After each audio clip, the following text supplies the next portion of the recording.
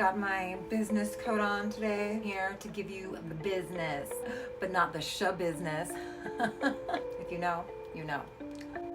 Hey, I'm Kelly Ray, and I am super excited to be here giving you an update on the Megan Imirowicz trial. Now, if you haven't watched this trial, Megan is a girl who was accused and subsequently convicted of having thrown lye on her sleeping father the morning of her 18th birthday.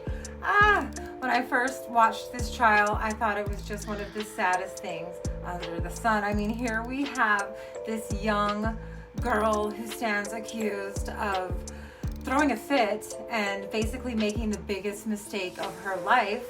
Konrad sustained burns that day, which were caused extensive damage to his body, and he was never able to recover. Sadly, he died just 5 months later, 3 days after he went home from the hospital. So yeah, Megan was convicted guilty on both domestic violence and a charge for unlawful possession of a harmful irritant, unlawful possession or use of a harmful irritant causing death. So I watch my live trials on Law and Crime. Oh hey, Law and Crime fam. And I don't think it was I don't know. It seems a lot of people were happy with this conviction. It seems like that, it was appropriate, that she, was guilty, that she did it, and she should be convicted guilty. But I was always just really torn about it. I definitely don't think Megan personally went out and purchased that bottle of lye. I also feel like she didn't try or intend to hurt Konrad that day. And if she did throw the lye, I definitely don't think she would have thrown the lye if she had known the consequences that were going to happen. I do not think that if she knew that it was going to kill her father, that she would have ever thrown that. Again, if she had thrown that, because she maintains her innocence. But alas, the conviction stands. She was convicted of these crimes, and today she got her sentence. Now, Megan didn't testify in her own defense at her trial, and honestly, it kind of seems like nobody testified in Megan's defense at her trial, and it was really nice to hear Megan get a chance to defend herself today. 19 years ago, I was placed into the arms of the first man to ever love me, and a man I'm lucky enough to call my dad. She went on to remind the court how much she loved her father and how much he loved her, that all of her fondest memories were of him, that he taught her so much but never taught her how to live without him, and that she never got to say goodbye. And the way I see it, she was really the only one who didn't abandon him, or at least it seems that way. She was literally there alone to care for her alcoholic father, who had them living in filth. He was not well. There was plastic bags of urine, feces, rotten food, bugs. He couldn't stay awake during a conversation with her at 10:30 in the morning. Megan went on to make it clear that she is maintaining her innocence, that she never said she threw water, but at the time she thought it was easier to lie than admit your dad pees himself. Her appeal today also made it crystal clear that she blamed her brother Austin for pretty much all of it, the whole thing. She stated that it's Austin who hurts their dad, both physically and emotionally, and that Austin, when he didn't like the truth, he decided to make up his own truth. She even said she should hate him for what he did, but she forgives him. And even though her brother wasn't on trial, she wanted the court to know that she is not her brother. She quoted Proverbs 12:13, saying, "The evil are ensnared by the transgressions of their lips, but the righteous escape from trouble." What does it mean? She's alluding here. And it's pretty interesting because if you watch Austin's testimony in her original trial, he really was like in denial of certain things that were proven fact. He tried to minimize Konrad's alcohol abuse and its effects.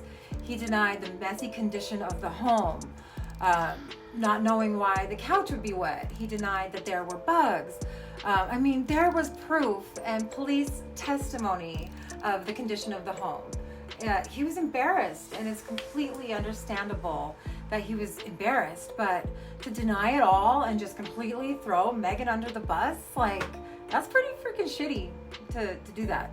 He claims to know about everything in the house, yet had never seen that lye bottle before. The lye bottle must have been invisible, like the fleas that he couldn't see, or the pee bags that I'm sure he would have denied were there. Also, somehow Austin is in charge of their father's affairs, yet he testified that he has no relationship now with his younger siblings, hasn't spoken to them in 4 years. Like, why? He said they stopped caring, or they stopped visiting, so he stopped caring. So, like, what does that even mean? I mean, I'm assuming that these are younger children who can't, like, drive themselves or maybe arrange the visit. I mean, I'm sure there's more to this dynamic. I guess I can't assume, to know if their mom was arranging it, or maybe Austin. I mean, he was in charge, could have been arranging their visits, but I don't know. It just seems crazy that he's mad and estranged from them now at this time. I actually got some clarity on that. Megan and Austin's mother testified in the sentencing trial for Megan and stated that it was actually Austin that prevented the younger kids from seeing their father. So mind-blowing. Like, just found out that Konrad had to pass away without contact from his children or Megan. Like, it was only Austin, and then he took him home and he died alone. Like, and he didn't tell anyone that he was even home. Like, that's madness. That is messed up. Like, Austin, and his attorney said, like, oh, Austin was younger then, but like, that is cold. That is just cold. Why did he turn on Megan so hard? Like, if she said she didn't do it. Megan's mom pointed out on the stand today that between the time that Konrad was taken to the hospital and that Megan was returned to the house to gather up her things, that bottle of lye was just still sitting there on the couch. And come on y'all. Everybody claims that they didn't touch that bottle. You know darn well that the first thing everybody did was touch that bottle. I don't believe for a second that Austin didn't pick up that bottle and look at it, or even probably the mom when she came in and like was looking at the house the very first day that this happened. Like, the friend, I guarantee you everybody touched this bottle. Like, they said they didn't, but we all know, like, everybody touched the bottle. It didn't get picked up for like days later. Ugh, that sucks. And I gotta say, it means a lot to me that Konrad was alive for 5 months and he never said that Megan did this. So I don't know, maybe he was protecting her, or maybe she didn't throw it. I mean, who knows? It could have been an accident that Konrad got in while he was drunk. I mean, I'm sure he woke up at some point between, 10 and 4 or whenever he was found. All I know is Konrad, Megan's dad, described her as an angel.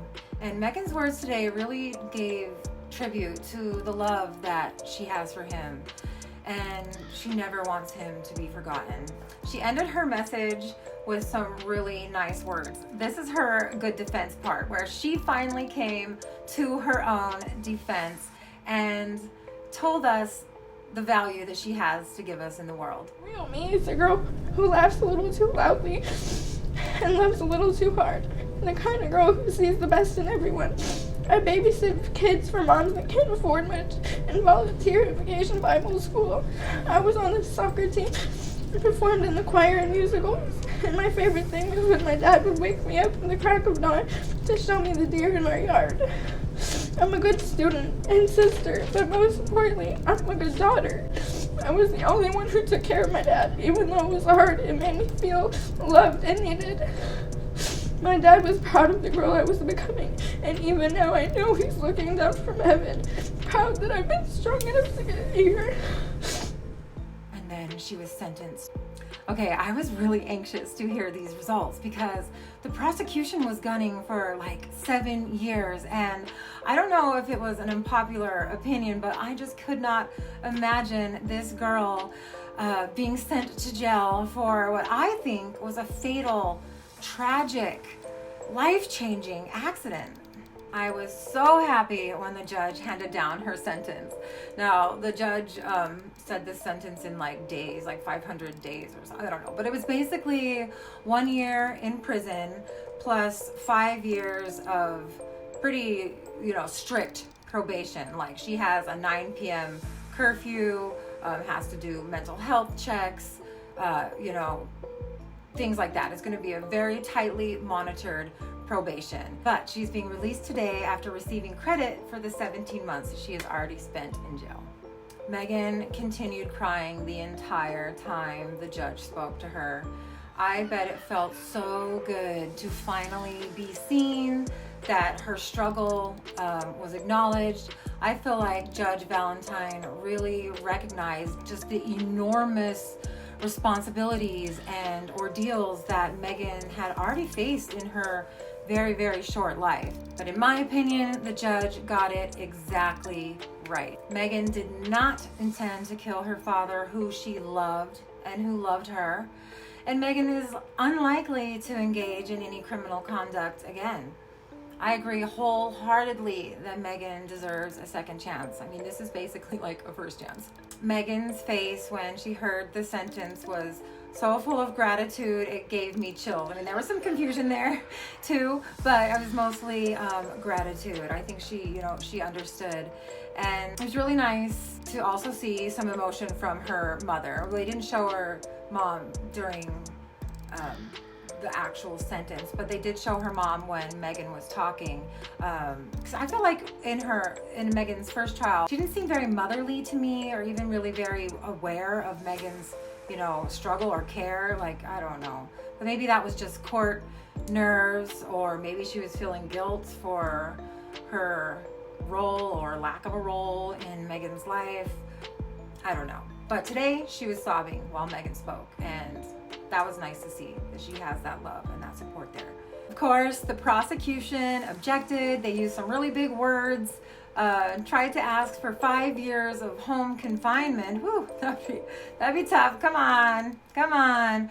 But the judge held fast. She reminded them of Megan's youth, of her desire to move forward with her life, and the enormous challenges that she has already faced in her life. So yay, congratulations, Megan. I am so happy this is the update that I'm giving. I'm so happy you get to go home. I'm so sorry that you lost your father in such a tragic way. But like you said, I know he's proud of you, and he's always going to be so proud of you. Good luck, Megan. Wishing you all the best under the sun.